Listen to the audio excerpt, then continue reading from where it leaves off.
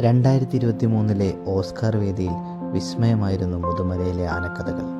രഘുവിൻ്റെയും ബൊമ്മൻ്റെയും വൊള്ളിയമ്മയുടെയും കഥ, മനുഷ്യരും കാട്ടാനകളും തമ്മിലുള്ള ഇണക്കങ്ങളുടെയും പിണക്കങ്ങളുടെയും അതിരില്ലാത്ത സ്നേഹത്തിൻ്റെയും കഥ പറയുന്ന ദ എലിഫൻ്റ് വിസ്പേഴ്സ് എന്ന ഡോക്യുമെൻ്ററിയിലൂടെയാണ് മുതുമല എലിഫൻ്റ് ക്യാമ്പിനെ ലോകമറിയുന്നത്.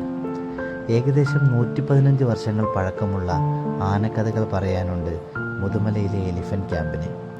1910 ഇവിടെ ഇംഗ്ലീഷുകാർ ഇങ്ങനെയൊരു എലിഫൻ്റ് ക്യാമ്പിന് തുടക്കമിടുന്നത്. തൊപ്പക്കാട് അന്നു മുതലേ ആന പരിപാലനത്തിനും പരിശീലനത്തിനുമെല്ലാം പേരുകേട്ട ഇടമായി മാറുകയായിരുന്നു. ഇംഗ്ലീഷുകാർ കാട്ടിൽ നിന്നും വൻമരങ്ങൾ കടത്താനാണ് ആനകളെ വാരിക്കുഴിയിൽ വീഴ്ത്തി പിടിച്ചതും പരിശീലനം നൽകിയതുമെല്ലാം.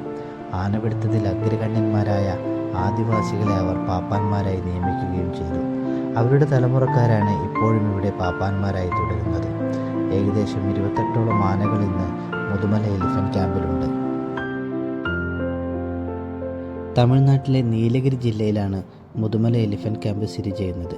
ഗൂഡല്ലൂരിൽ നിന്നും ഏകദേശം 17 കിലോമീറ്റർ യാത്ര ചെയ്താൽ നമുക്ക് മുതുമല എലിഫൻ്റ് ക്യാമ്പിലെത്താം. രാവിലെ 8:30 മുതൽ 9 മണി വരെയും വൈകിട്ട് 5:30 മുതൽ 6 മണി വരെയുമാണ് സന്ദർശന സമയം.